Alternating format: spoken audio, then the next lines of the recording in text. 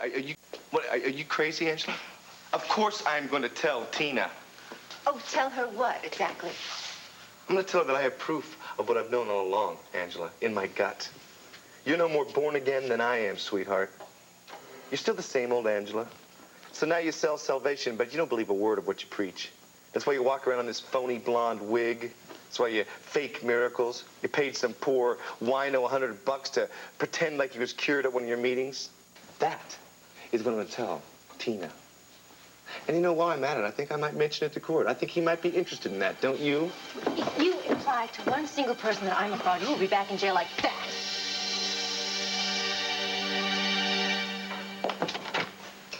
Court. Hi. Hi, I really appreciate you coming over so quickly. Well, yeah, you sounded urgent on the phone. What's going on? It's CJ. The kids were playing around and somebody broke a vase. That's the emergency? Well, Kim is sure that CJ's guilty, and CJ keeps insisting that Sarah did it, and I can't get him to confess. And Court, if he's lying, it just worries me so much. I mean, it's not like him. And so I sent Al home, and CJ's in the library there. That's a good move. I'll go talk to him. Great.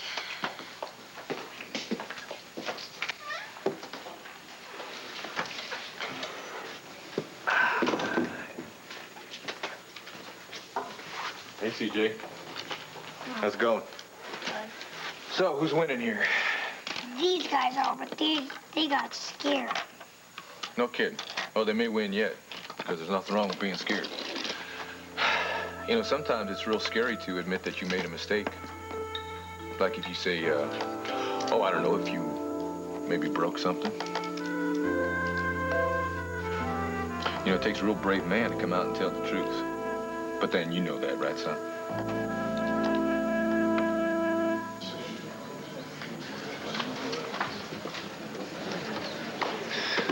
Your Honor, the Commonwealth was planning on calling Reverend Andrew Carpenter.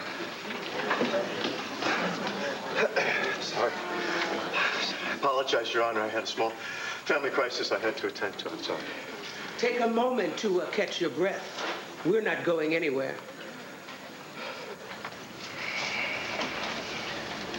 A glass of water? Yes. Thank you. You okay so far? All of a sudden, I'm a lot more nervous. Andrew's gonna do everything he can to protect you.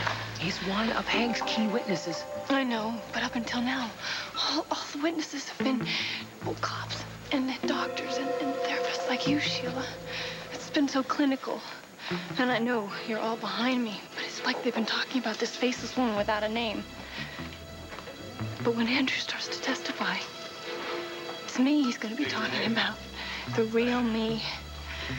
Reverend Andrew. He's the kind of person that this jury really needs to believe. So for me, this trial is just getting started right this minute. I do. I'm scared.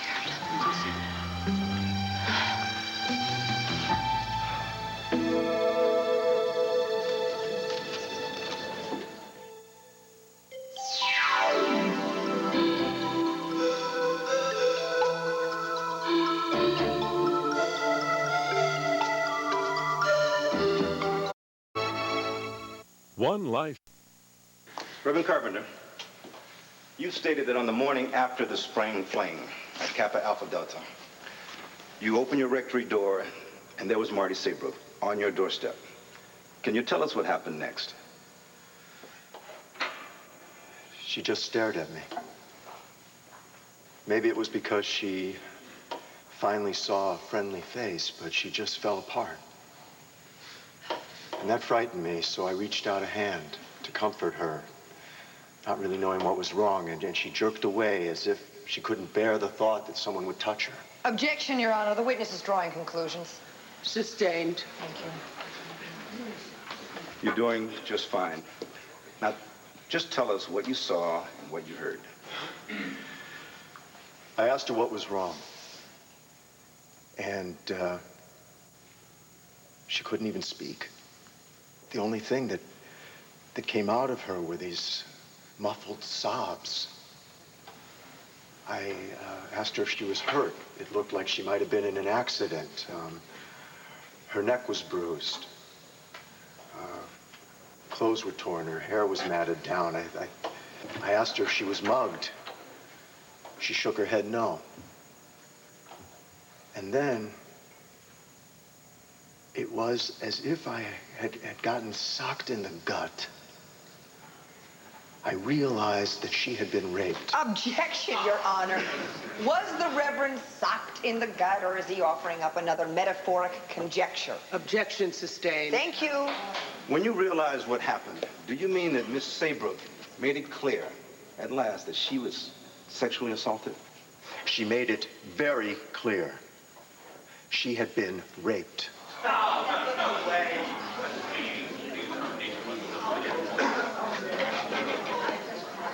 Pow, pow, pow. Hey, CJ, wait a second. So what are you telling me? Both Kim and Sarah are lying about this? Because they both told me that you're the one who broke the vase. Kim wasn't even there, and Sarah's just a baby. Well, yeah, I know you're a lot older than Sarah is. You know, that's why she looks up to you so much. You know, she does do that. You know, all her life, you're going to be teaching her things she needs to know. Like what? Well, like that people need to make a decision, whether they want to be good people or bad people. Nobody forces that on them. Like, nobody went up to Sarah and said, Sarah, you got to go over here and you got to break that vase. What if she broke the vase by accident? Well, then that's a totally different story, man. That was an accident then. It's not Sarah's fault. It's not anybody's fault. That's why they call them accidents. But the problem is, she's got to say that she made a mistake. Because if she doesn't, then an innocent person, like, say, yourself, could get blamed for doing it. You know, and that would be just about like lying. Even if she never comes out and accuses you. It was just a stupid old vase. Yeah, I know that, CJ. And I know that you can go out and you can buy a new vase, or you can patch up the old one and make it as good as new. But the point here is, if you break your word to somebody, that's a heck of a lot harder to fix. Daddy? Sarah didn't break that vase. I did. Oh, I see. You look pretty upset about that. You sorry? Are you mad at me? Well, I remember telling you that you shouldn't roughhouse in here, so you did, and you went ahead and broke the vase. So yeah, I'm a little cheesed about that, but mostly, I'm proud of you. How come? Because you told me the truth. Even after you told your little story about Sarah. I know that was very hard to do. So listen, here's your punishment, okay? You find Sarah and you apologize to her. Then you find Kim, you apologize to her too, okay? Then maybe we just forget this whole thing. Okay. Okay? Come here, guy. Go. Sarah? Sarah? Pretty impressive, Mr. Roberts. Even I couldn't get my son to fess up. I don't know, maybe just need a little time to feel guilty, that's all. I don't think that's it. There is a reason why CJ would be honest with you and not me. It's because you never tell a lie, Cord. And I think CJ and Sarah know that. I mean, even when it's scary for you to be honest, you always have had the courage to be honest with everybody. I think to our kids, it makes you a kind of a hero. All right, wait, let me just get this straight, okay? Now, you're staging phony miracles, swindling Landview's faithful out of God knows how much money, and you're gonna put me in jail. Well, it wouldn't be me exactly. It would be your former congregation. All those women that you charmed before your hand meandered into their pocketbooks. Like a Mrs. Martha Devlin. Angela, you know, the statute of limitations ran out on that one a long time ago. Oh, has it? Ah, well then what about Jenny Marks? Sweet, elderly Jenny Marks. I know that she wouldn't want to have you back, but she'd love to have that $52,000 that you stole. 52, huh? You got quite a memory, Angela. No, my memory's just average. I like to refresh it every now and then by skimming through those old love letters that you wrote me. You saved those letters? Everyone. In fact, I even memorized some of them. You remember that senior citizen that you were scamming? What was her name? Estelle. You wrote to me, "Dear Angela, Remember the night that I ate that whipped cream and strawberries off your you-know-what? Well, now I have this old biddy dining off of me, and she is just about to invest in one of my phony venture capital. Yeah, all right. Oh, honey, are you embarrassed? You shouldn't be. You were a very charming gigolo. You just had such a big mouth about your gifts as a hustler. But I personally found it very charming, very appealing, in a sleazy way. What about Tina? Will she find it appealing? How many times has she forgiven you? Tina knows all about the scams I pulled. Oh, so you told her that most of your victims were rich, defenseless women. Ah. It's a con that could break a con man's back or his girlfriend's heart. Especially if it puts him in prison. You cannot show Tina those letters, Angela. Well, I certainly don't intend to. But I will if I have to, because I could pull off the grift of a lifetime here, Kane, and I'm not about to let you muck it up. But if you try, well, that's your decision. So, are you gonna button up those oh so sexy lips of yours? What do you think about it? While you think about it, I'm gonna go back there and put on my wig before one of the faithful wanders in.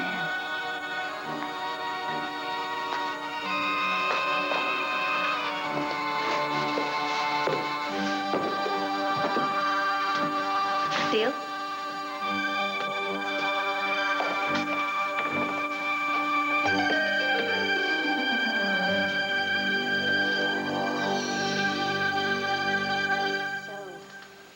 How do I look? Like a snake in a garden. You got that, huh? Thought you liked blondes. Look, give me those letters, you understand? Oh, you just try and find them, Buster.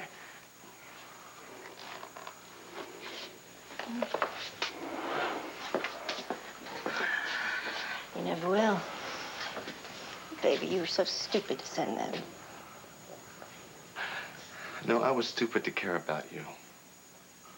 But did you care, Kane? How sweet. You know, I wondered about that when you ran out on me. Did he really care, or was I just useful to him for the while? I am not the snake in the garden, Kane. Your own vanity is. Boasting about your swindles. Well, you know what? That snake is going to bite you good and hard if you ever tell Cord, or Tina, or anyone else the truth about my deeply religious activities.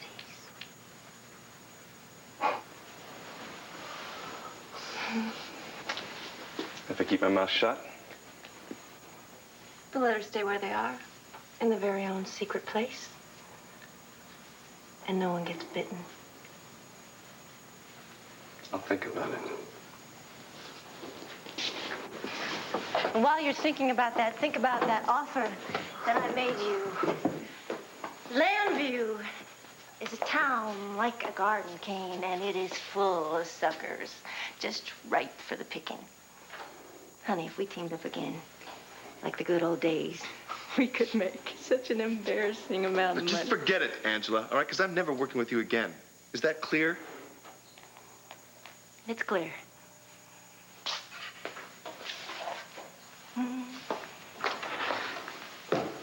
But it's also just a little hard to believe. Never is a long, long time, Kane, and you're so young and vital. So much wasted energy. Because, Kane, if you're not a con man, what are you? Now you think about my offer, old friend. You do like me as a blonde, don't you? Angela! Oh, I'm sorry I interrupted you, didn't I? Excuse me.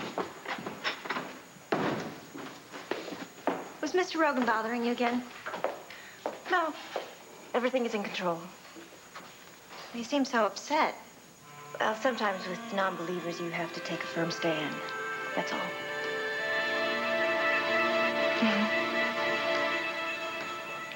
Reverend Carpenter, you've told us Marty Saybrook is a parishioner of yours? Yes, that's right.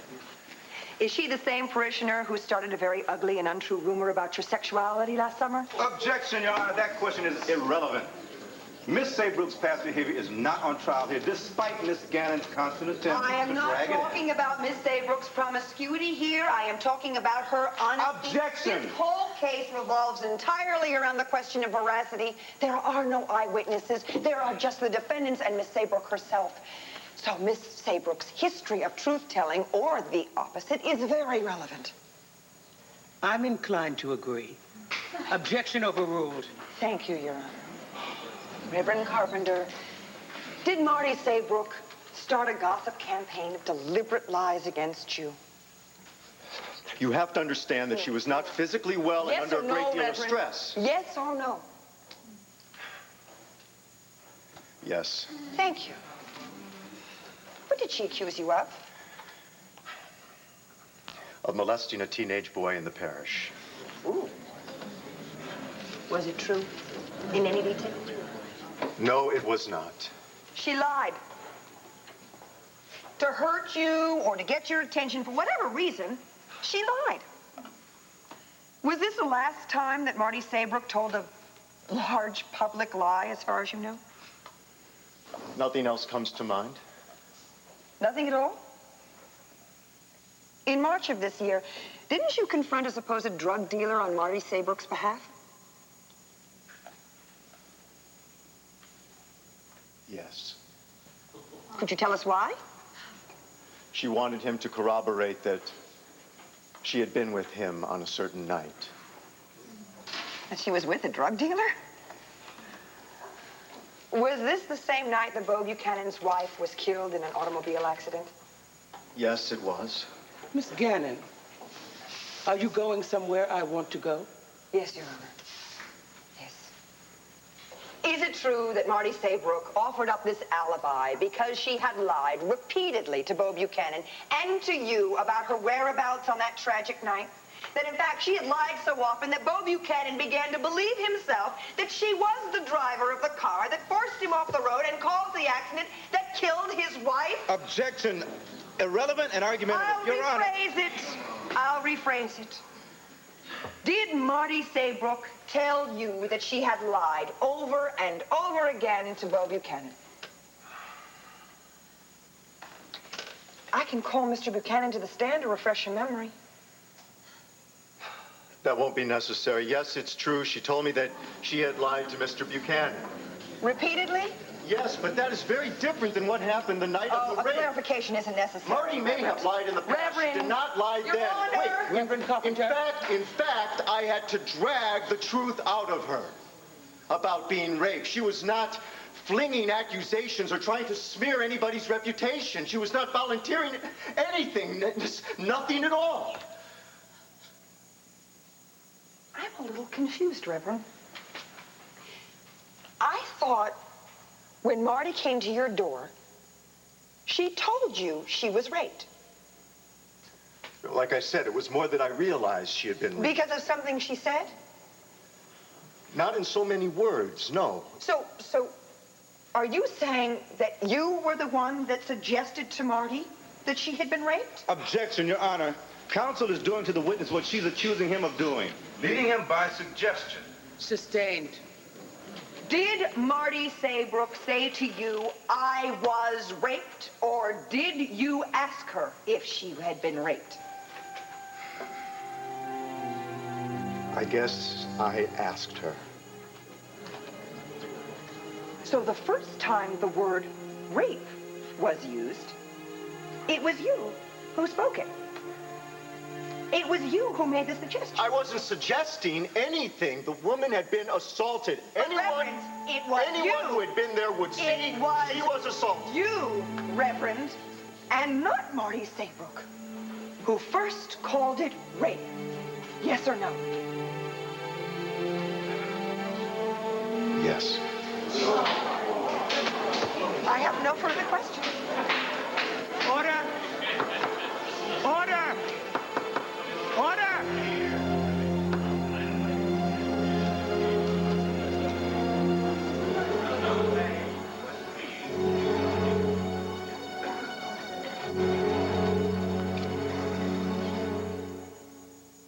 Look out.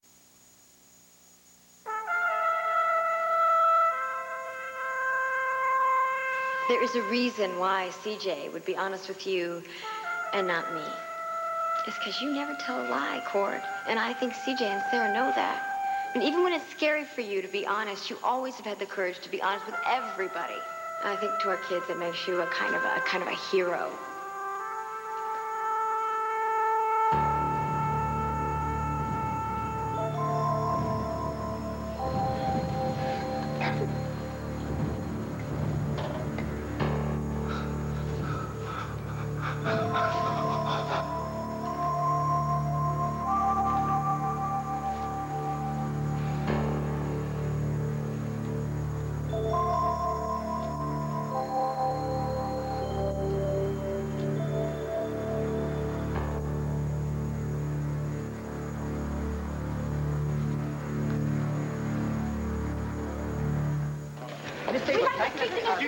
Give the lady a little breathing room here. Please, folks, get back. Get back. Get back here, please, please. Marty. Marty, I am so sorry. If I had thought I was going to damage the case, I would have never testified. Well, what you did on the stand, Andrew, was tell the truth. I've done a lot of terrible things, and I knew that was going to come out. It's just something that I've got to live with. It's certainly not your fault. Thanks for trying to let me off the hook here. There's nothing more you can do now except, be my friend, and you can do that anywhere, so why don't you just go home and rest? I'll be okay. Okay? Okay. I'll see you soon. Did you talk to me again? Really feel will you go back to the stand? You were awful nice to the Reverend there. There's no need to make him feel worse than he already does. The testimony was pretty devastating. Yeah. The rest of the trial is going to go like this. I don't know how much more I can take. It's too bad. Vicky was called away to take care of that mess at the Banner. He's a real big fan of Andrew Carpenter's. I'd like to see a face when he started to squirm on his stand. Hey, well, come on. Pa, Andrew's not an enemy of this family. I'm telling you guys, that was awesome. It's when Nora ran the good Reverend through the ringer. It's like she didn't even work up a sweat. She had a minister making Marty look like a total liar. We lucked out, man. Pal?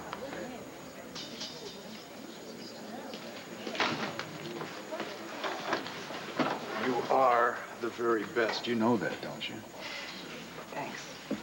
Well, you're welcome. Come on, why are you so down? You scored some major points here. By ripping Andrew apart in the stand, I mean, should I be proud of that? Well, you were just doing your job. Yeah. So is Hank. That's what worries me, Bo. He's got Rachel's name down on the prosecutor's list of potential witnesses. To testify against Kevin? Her own boyfriend? If he calls her up there, they could declare her a hostile witness, and then he can rip into her the way I did with Andrew. Yeah, but he'd never do that to his own daughter. Kevin, it's easy for me to say, I guess, but I really mean this. Everything is going to be okay. This will be over in a few days, and then the jury will come back and they'll tell the world what I know. You are not guilty.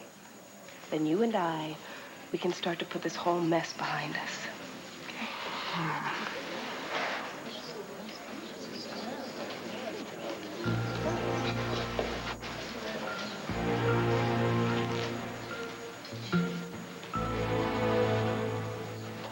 All rise.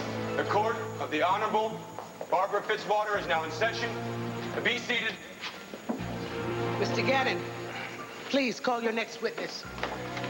Your Honor, the Commonwealth would like to call Mr. Charles Pruitt to the stand.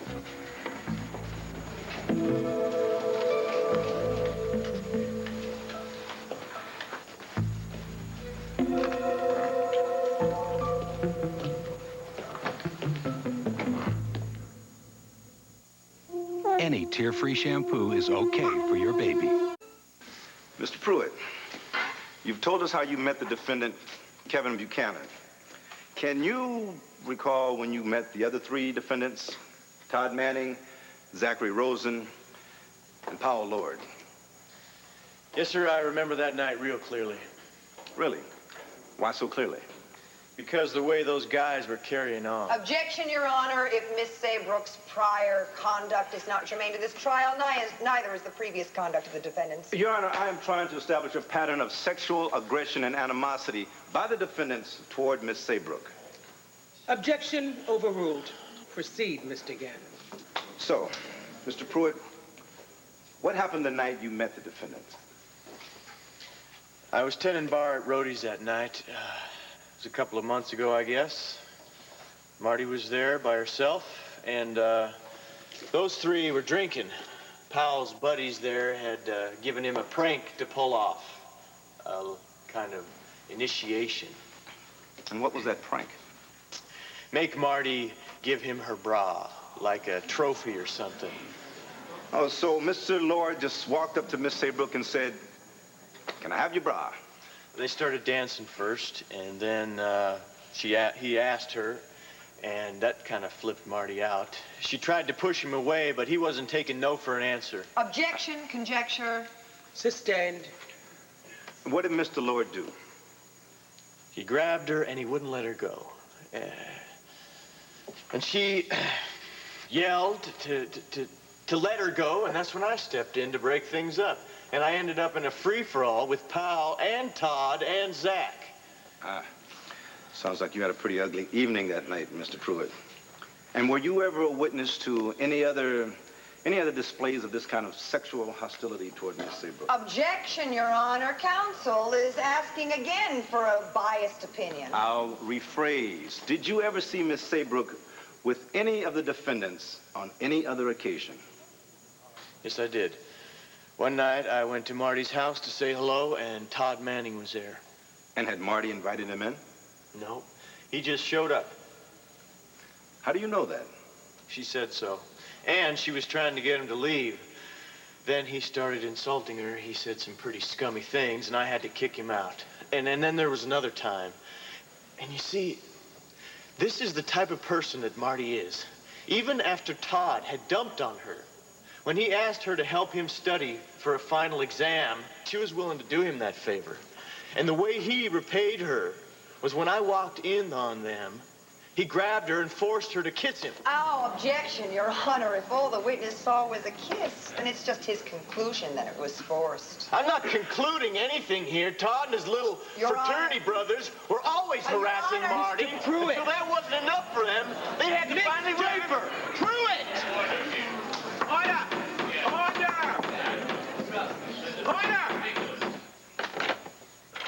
Kate? Hi. What are you doing here? I thought we were supposed to meet later. I just, I couldn't. Kane, what is wrong? Nothing. What do you mean? Then why are you trembling like that? Well, I guess I'm just, more scared than I thought. Scared of what?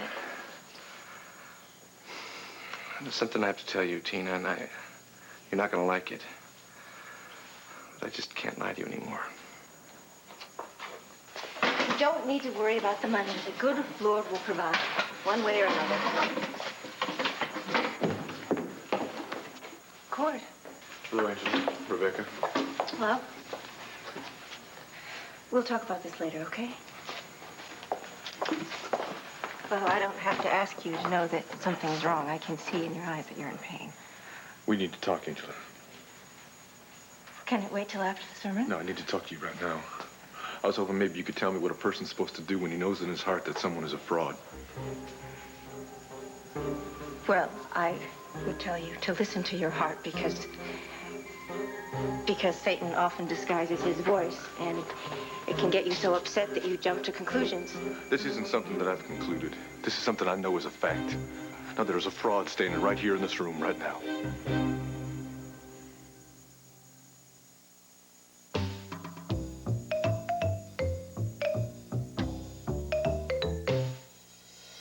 More than a leading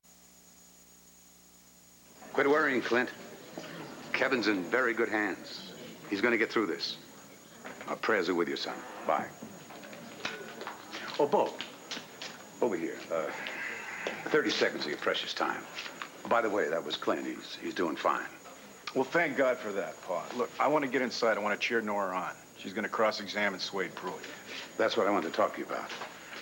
I have changed my mind about that particular filly. You mean about women lawyers not being worth the paper that their law degrees are printed on? I was wrong, okay? At least about Nora. She did a fine job reaming Andrew Carpenter out. He was trying to make Marty look like Miss Goody Two-Shoes. But when Nora got finished with him, she stood out like the lying little slut we know her to be. And that was from the mouth of a friend of hers. I had Nora figured out as a guppy. Lady's a shark, Bo. I like sharks. Mr. Pruitt, you just told us about a time when supposedly you had to remove Mr. Manning bodily from Miss Saybrook's house. Is that correct? Yes, ma'am, but it wasn't supposedly. Is it true that you're out on bail at this moment, pending charges against you for another incident where you attacked the same defendant, Mr. Manning? Objection, Your Honor. Mr. Pruitt is not on trial here. I withdraw the question. Could we simply agree that there's no love lost between you and these defendants? You could say that. Good. Well, now, why don't we just move along to the night of the spring fling party, huh? You told us that you and Miss Saybrook were at one point very close. That's right. But by the night of the party, you had broken up. Yes. Yet you went to this party to look for a woman you weren't very close to anymore? Like I said, I wanted Marty to know that I thought we should try and get together again. Oh. So you attempted this peaceful overture with a party roaring around you, including guys you didn't like. How did Miss Saybrook respond to that? She got angry and she told me I was too late. And how did you respond to that? Mr. Pruitt, I have signed affidavits from several students that were at the party who will quote you saying some very harsh things. I did say some pretty hurtful things because I was hurting bad myself. Not that that's an excuse. I'd like to take back every word I said, but I can't. And I'm sorry. All right, well, sorry or not, how did this very public argument end? Didn't Miss Saybrook turn her back on you to give Powell Lord a great big kiss? It wasn't like she was hot for this guy. Did she initiate a kiss with this guy, the defendant, Powell Lord? Yes or no? She wanted to make me jealous. How do you know that, Mr. Pruitt? Isn't it just possible that she was over you? I mean, the relationship had ended by your own admission. I mean, why would she even care if you were jealous? Isn't it much more likely that, as the song goes, a kiss is just a kiss? And that she grabbed Powell Lord because she found him very attractive and she wanted to have some new fun with a new set of fun guys. Objection, Your Honor. You think what Marty got at that party was fun? She was raped. I know that now. And if you weren't being paid to drag her reputation through the mud, you'd know it too. Mr. Pruitt, I warn you, these outbursts must stop. Do you understand?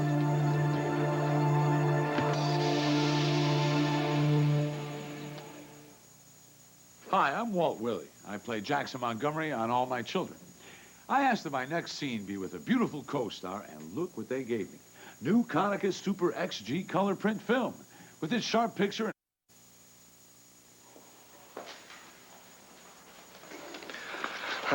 The kids okay? Yeah, they're fine. And you? I mean, you're so worried about something that you're afraid to tell me, and... Yeah. Well, Kane, what could you possibly have to tell me after everything I know that is going to change the way I feel about you? I lied to you. I told you I was going to start looking for a job today, and I didn't. It's only been one day. Yeah, well, you know, I should have started this morning, but I know how important it is to you. I guess I'm afraid. Afraid of what? Well, I'm afraid I'm gonna look for this job and I won't find one, and you won't be able to live with that. Sweetheart, all that I even want you to do is just try. I mean, that's all that's really important to me. You're gonna find a job someday. You're gonna find one that's gonna be the perfect job for you, and then all four of us, you and me and CJ and Sarah, are gonna live happily ever after.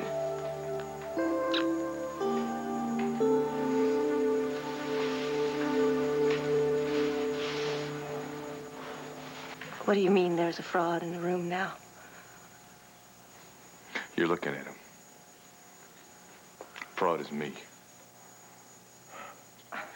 See, Angela, I've done this terrible thing, you know, and then I tried to cover it up. I even tried to pretend that it never happened. But I can't hold on to it anymore, you know? I just can't.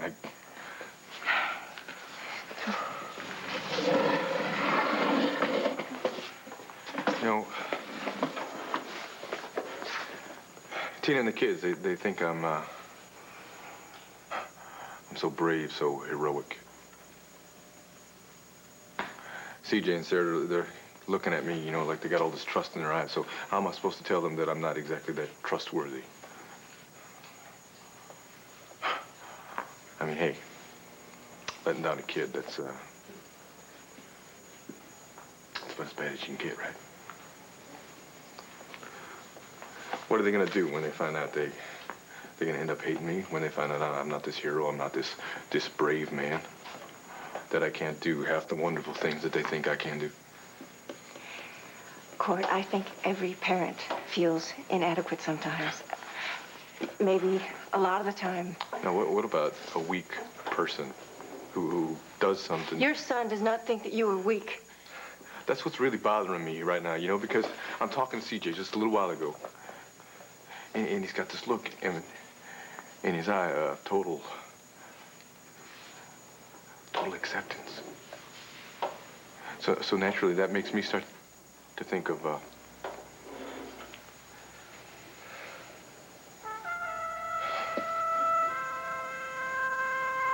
Well, this, doesn't have to do with Tina and the children, does it?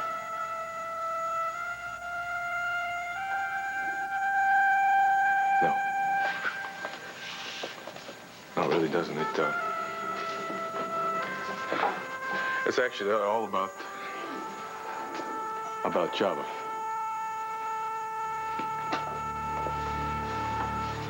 What did happen there, Court? Can you tell me? Oh, I have to tell you, Angela. I gotta tell somebody the truth about this because I can't take it anymore. I can't keep it inside. When I was there, I did something out of weakness. That was pretty despicable. And I don't even know if I can find the words to tell you about it. You can, Court. The Lord will help you find the words. I know it. I think that is why I was sent here, to help you. So you can find the words.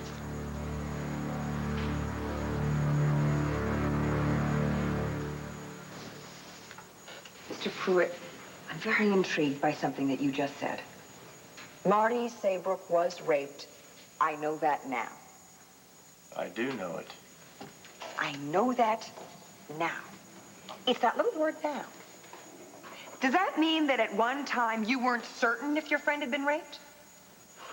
You're twisting my words. All right. Well, let's untwist them then. From the moment you first heard Marty's story about the events of that night, you never doubted that she had been raped. The thought never crossed your mind, not for a second, that maybe Marty was stretching the truth about what she claimed had been done to her that night at the spring fling party? Not really. I'm sorry, Mr. Pruitt. I don't understand. Not really. Does that mean No, I never had any doubts? Or does that mean, well, I had a few, but I got over them? Objection, Your Honor. The witness has answered Miss Gannon's question. Now she's simply badgering the witness. Your Honor, it is very important that I have a definite answer here to this crucial question. Did Mr. Pruitt always believe Marty to be telling the truth when she claimed that she had been raped? Did he ever at any time have any doubts and then later suppress them? And if he did have any doubts, we need to know why. I'm going to allow the question, Mr. Gannon. Objection overruled. And Mr. Pruitt, let me remind you that the penalties against perjury in the Commonwealth of Pennsylvania are very harsh. You may proceed, Miss Gannon. Thank you, Your Honor. Mr. Pruitt, I'm going to ask you this question one more time. And I need to have a very simple yes or no answer. Is it possible that you thought that Marty was lying when you first heard that she was claiming to have been raped?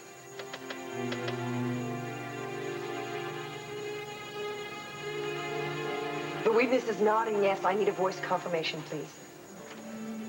Yes. That's what kind of a lousy friend I was. Just answer the question, Mr. Pruitt. Yes, I thought she was lying.